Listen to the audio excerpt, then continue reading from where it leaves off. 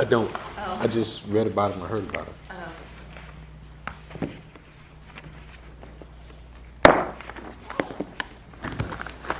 Good evening.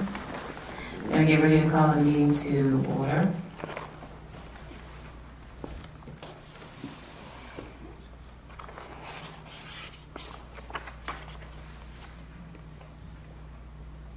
We're going to start by having a moment of silence and then pledge of allegiance.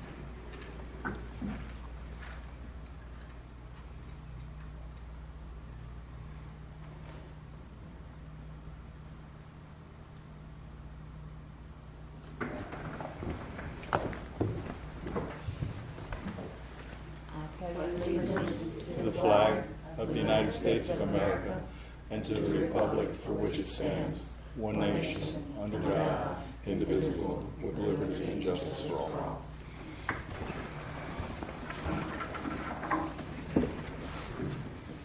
Okay, roll call. Julius Wiggum. Margaret Shepard. Here. Edward Canuti. Here. Cedric Barber II. Frederick McCoy. Here. Bernard James. Here. Quorum is present. Okay, any additions and deletions to the agenda? Good afternoon, Jeff Gagnon, Assistant Director of Community Development. We have no additions or deletions to tonight's agenda. Okay, approval of minutes. We have a motion. So moved. Second. Roll. Margaret Shepard. Yes. Edward Canuti. Yes. Frederick McCoy. Yes. Bernard James. Yes. Unanimous voting, motion approved. Being that there is no unfinished business, we're going to move directly into new business. Yes, tonight we have one item under new business. It's a resolution of the City Council, City of Riviera Beach, Palm Beach County, Florida, approving an application from Truck Realty Group, LLC, staff number SP1609, requesting site plan approval to develop a single-story, 15,680 square foot truck repair facility on 2.17 acres of vacant industrial land at the property known by PCN 5643-4231-05-000-0150, which is located north of Interstate Park Road South, south of Interstate Parkway, east of Interstate Park Road West, and west of Garden Road, and providing for an effective date. At this time, I'd like to ask John Grace Bradley, our principal planner, to provide a presentation to the board. Let the record reflect that board member Mr. Wiggum is present.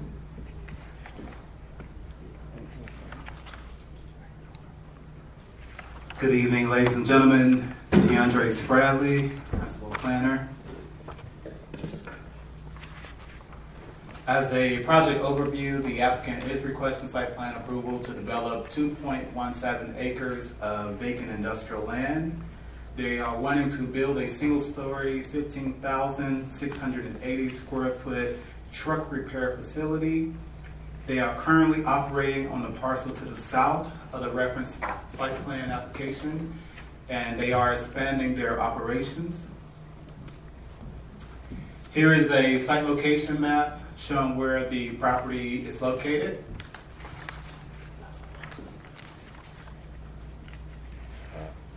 Here's a aerial map of the actual property itself.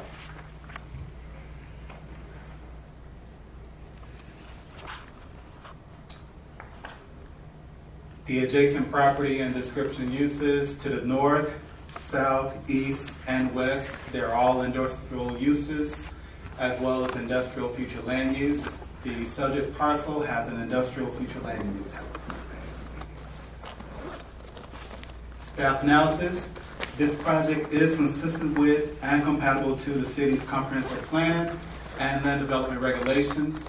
City services such as roads, water, sewer, and garbage collection are currently available to the site. Adequate parking has been proposed by the applicant. There were no objections from departmental staff, including police, fire, utilities, public works, and the building department. They plan on hiring 22 employees, mostly technicians and part sales. The diesel technicians, the salary range will be anywhere between $45,000 to $60,000 a year. Part sales will be anywhere between $35,000 and $60,000 a year. Parts and service managers will be anywhere from $75,000 to $100,000 a year. And the porters and warehouse, they will be roughly about $12 to $15 an hour. The current tax value of the property before construction is $450,000. The estimated tax value after construction is $1.5 million. Here's the elevation from the west and east. The west will be in on top and the east on the bottom.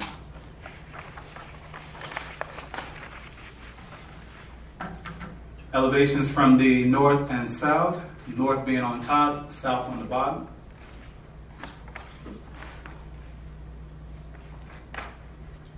Here's the overall site plan.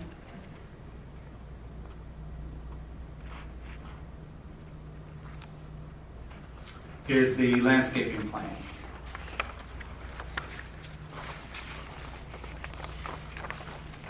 Here's a picture facing north from Interstate Park Road south. And this is facing east from Interstate Park Road west. In conclusion, staff is recommending the board to consider approving the proposed site plan with the following conditions. A 2-year landscaping performance bond for 110% of the value of landscaping and irrigation shall be required before the certificate of occupancy is issued. Construction must be initiated within 18 months of the effective date of the adopting resolution in accordance with section 31-60B of the City Code of Ordinances. Demolition, site preparation, or land clearing shall not be considered construction. Building permit application and associated plans and documents shall be submitted in its entirety and shall not be accepted by the city staff in a partial or incomplete manner. All future advertising must state that the development is located in the city of Riviera Beach. Fees and penalties in accordance with City Code Section 31-554 will be levied against the property owner and or business for violation of this condition. This development must receive final certificate of occupancy from the city for all buildings and units approved within 5 years of the approval of the adopting resolution, or the adopting resolution shall be considered null and void, requiring the applicant to resubmit application for site plan approval and reinitiate the site plan approval process. Once approved, the adopted resolution shall supersede any previous site plan approval resolutions associated with this property, causing previous site plan approval resolutions to be null and void. Once approved, City Council authorizes city staff to approve future amendments to the site plan administratively, so long as the site plan does not deviate greater than 5% from the originally approved submittal. And at this time, if the board has any questions, and the applicant is here, if you have any questions for the applicant. Okay, being that there are no public comment cards, we're going to go into board comments. Starting with Mr. Wiggum, you ready? No comment. Mr. Canuti? Yeah, just a couple of questions. The current property that you're operating is to the south? It's actually to the north, sir. To the north? Just to the north. Oh, directly to the north? Almost on an angle to the north. Okay, I see it. Okay. All right. So if there's any traffic going between it, you have access between the two properties, just about? Almost, yes, sir. Yeah, okay. All right. What about waste disposal? How is that done? Is that, Mr. Canuti, is that Yeah. question to staff or to the applicant? Well, either one. I'll let the architect. Good evening.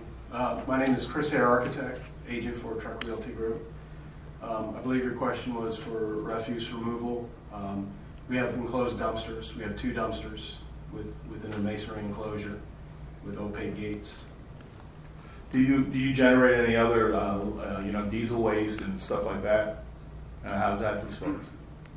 Diesel waste, Or solvents? they will have diesel repair on site. As far as waste, we'll look into mitigating that. I can answer. Bob Dollar with Truck Realty Group. Hi, Bob Dollar, Truck Realty Group. To answer your question, it's all done with above ground storage tanks that are enclosed in a secondary containment area as part of the building. So you have the pumps and everything, and any waste oil is collected, poured back into there. The clean oil and everything is kept in those and pumped out. But we're not going to have diesel fuel per se. We're not fueling trucks or anything. Okay. Are you going to service any kind of truck vehicle, or any specific manufacturer, or just generally anybody? Primarily Kenworth trucks. Kenworth? Yes, sir. Primarily? Okay. I have no other questions. Thank you, Mr. Canary. Ms. James, just a question of staff regarding impact fees. At what point is that then determined, and how does that will work? be done at the once they apply for a construction permit. That's when the fees will be collected at that time. Okay. That's it, Ms. Chair. Ms. Shepherd. So may I get a clear picture from the applicant for one question? This facility, exactly what will it be doing? Working on the trucks? Is that what this is about? Yes, ma'am. This will be strictly a parts and service facility for trucks. Oh, so they won't be staying on site overnight? No. It's not like a truck stop or Oh, something like that. okay. That's what I was wondering. So they stay there, they're being repaired. How long does that service normally take for that company? Well, it depends on the type of repair. I mean, if it's like a oil change or something, that's in and out pretty quick. If it was an engine rebuild or something, it could take 2 or 3 days. And at that point, the truck would be inside the service bays. Okay, thank you. Okay, I don't have any comments. Staff did their analysis and submitted to South Police Department. There's no other objections. So we're ready for motion. Move to approve of staff recommendations. Second. Julius Wiggum, Yes. Margaret Shepherd, Yes. Edward Kennedy, Yes. Frederick McCoy, Yes. Brandon James, Yes. unanimous vote, motion approved. Okay, on to public comments. And being that we have no public comment cards, we're going to go into correspondence. No correspondence tonight. Okay? So go into project updates and upcoming projects. Yes, I'd like to ask Mario Velasquez, senior planner, to provide an update on the shirts.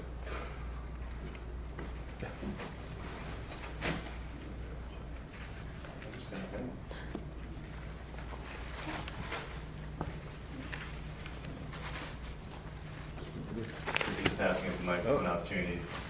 Standing up your shirts. Once again, thank you, Mr. Wiggum, for pushing for that. Thank you, Mr. Williams. Thank you, staff. Yeah, man. Thank you.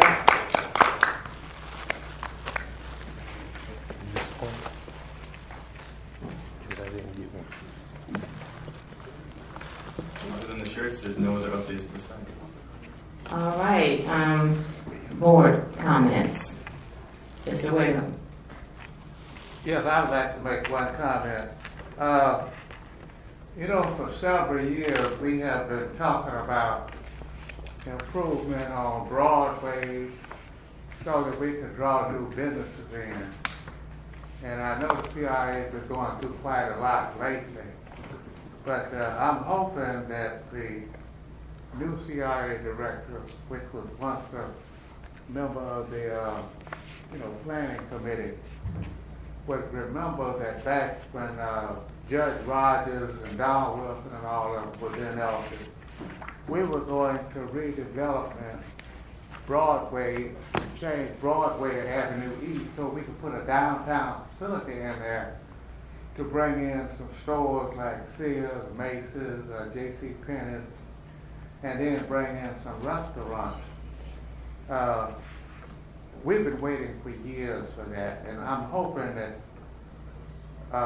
they could get with the planning department to start getting some developers to come in and move in to fill up those areas.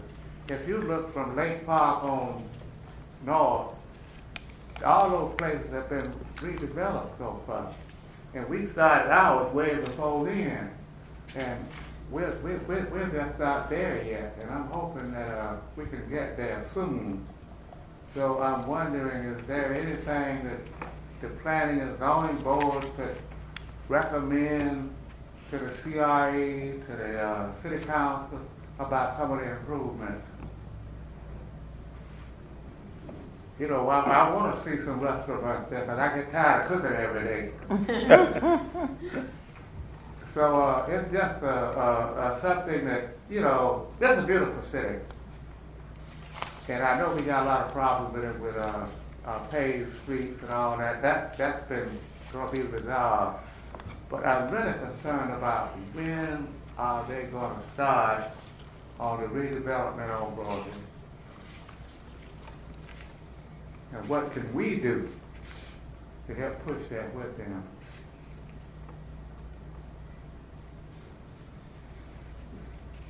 I'd be happy to transmit that question to the CRA, the new CRA director, to see if there's any direct feedback or direct ways that the P&Z board can participate on that.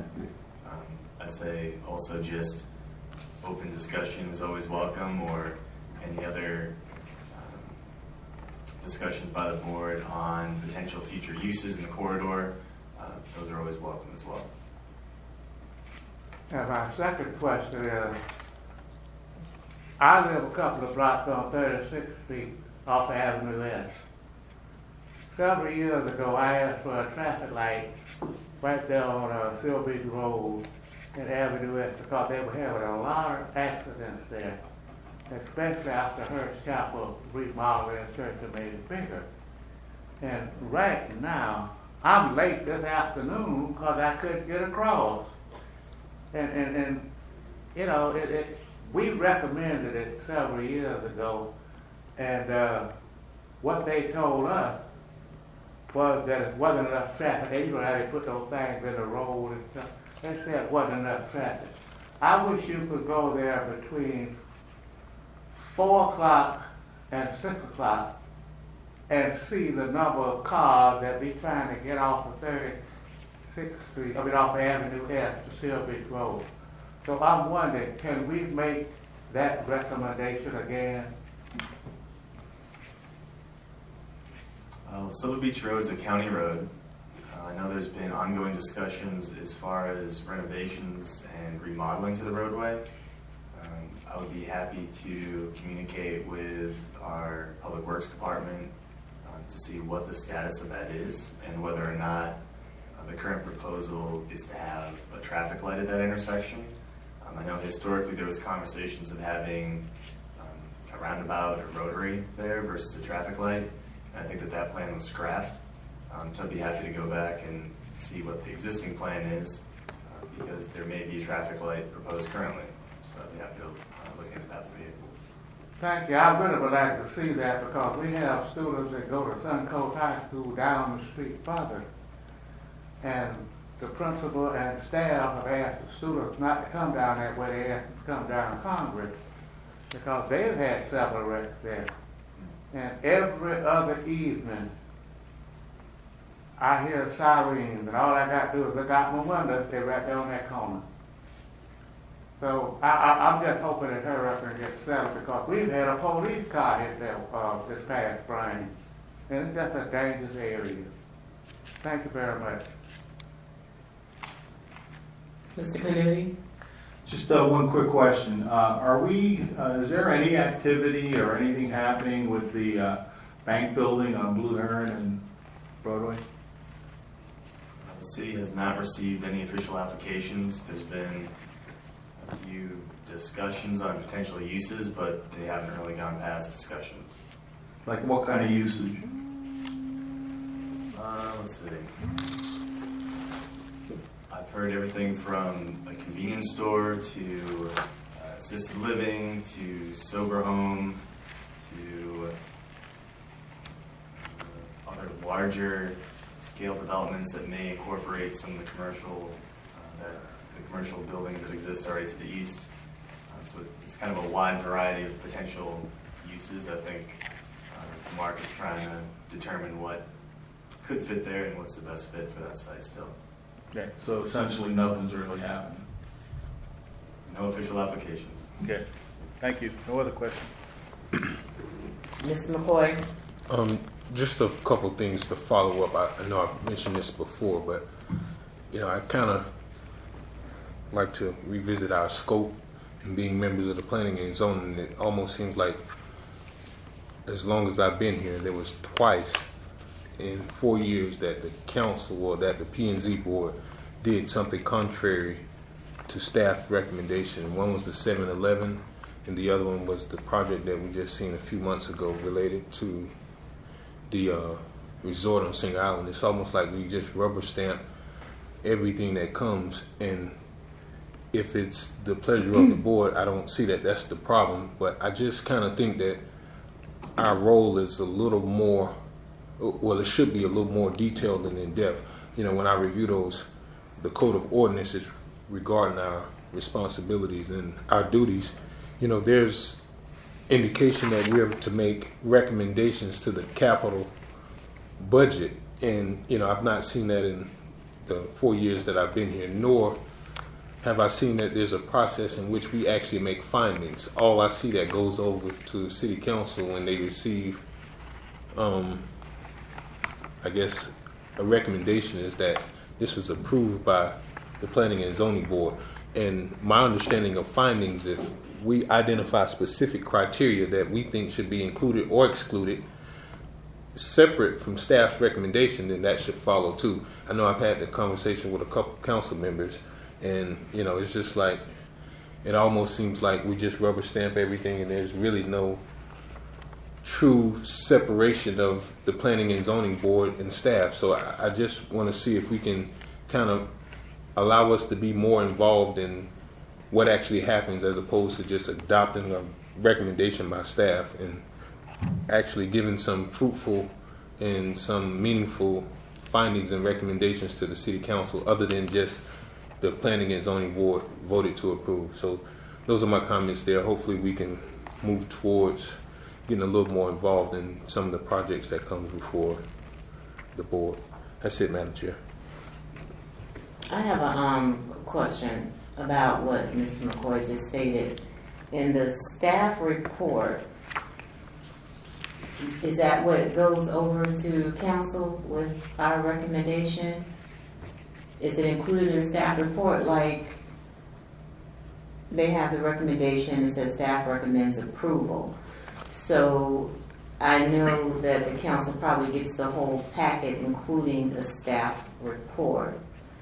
But in their staff report, does it include in writing that, basically the outcome of the P&Z board?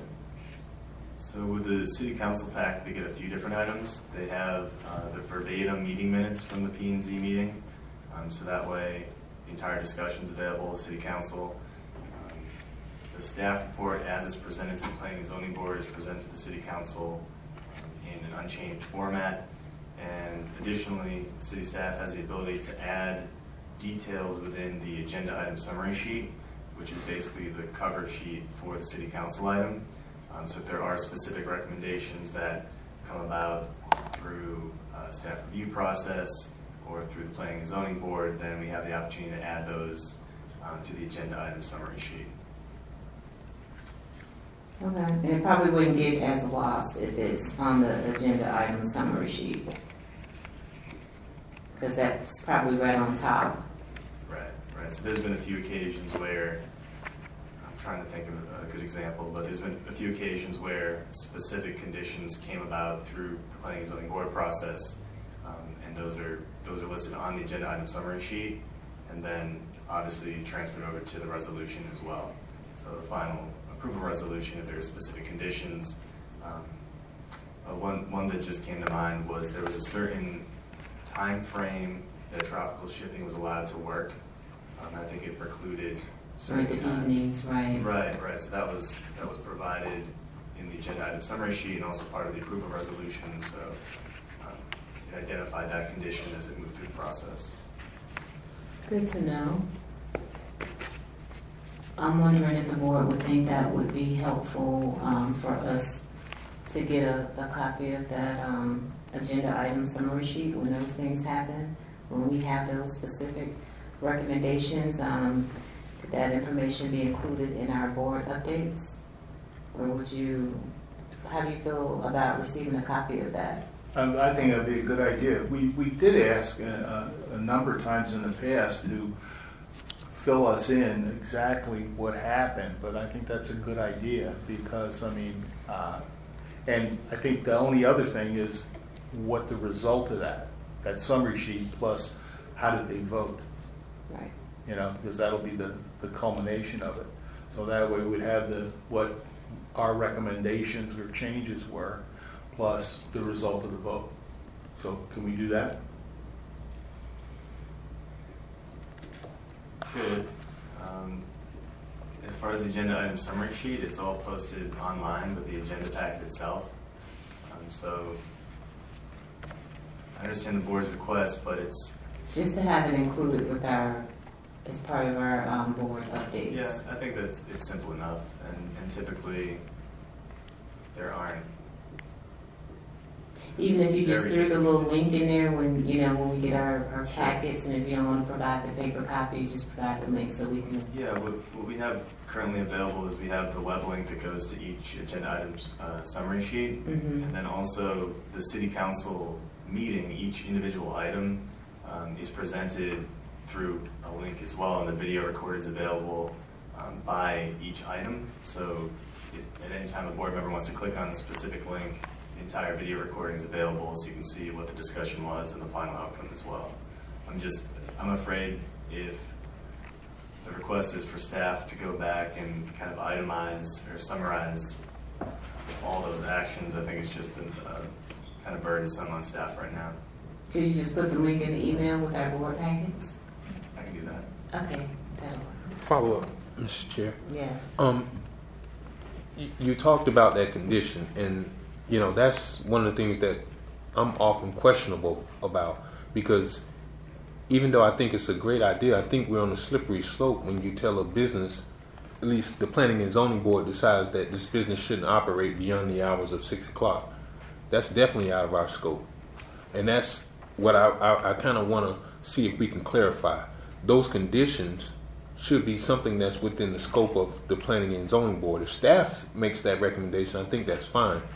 But, I can see that becoming something that I think will have unintended consequences when we have the authority to make conditions that's not in our scope, that doesn't align with staff, or is separately just totally out of discussion of if an applicant is willing to do it. Because I see often sometimes, we can impose arduous conditions on an applicant, and, they can say, you know what, I don't think I want to do business in Riviera Beach, because it's almost like you have to jump through so many hoops.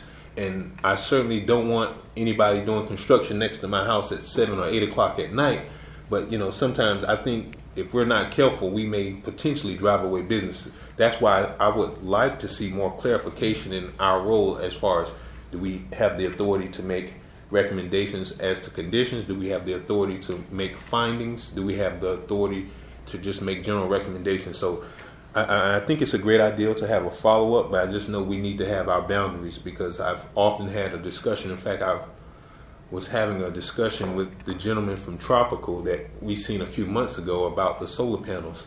And, sometimes we turn off businesses when we try to stipulate, or even the air gas thing, when we stipulate the number of jobs that they should bring in the city, and we have no idea of their business plan or if it's even feasible. So I think, we need to kind of make sure we're within our parameters. So that's what I would say to that. Thank you, Mr. Chair.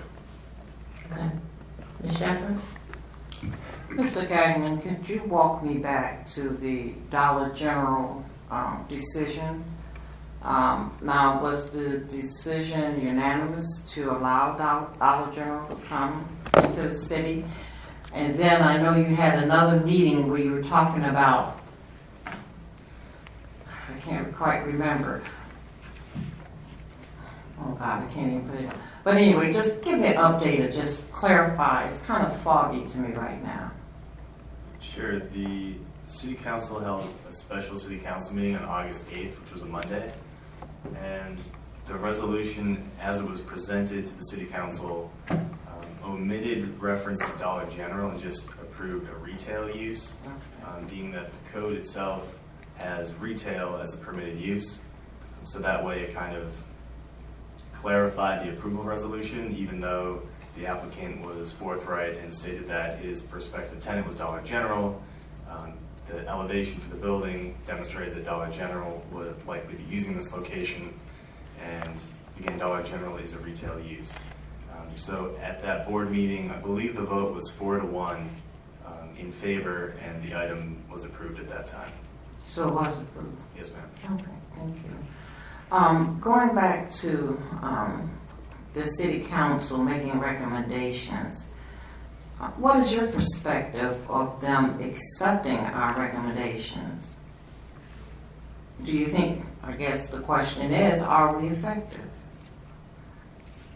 Well, I think the Planning and Zoning Board has a very difficult task, being that you are really the first line of oversight, especially public forum oversight, where new items might come up or might be discussed that perhaps staff didn't delve into deep enough, whether that's specific neighborhood issues.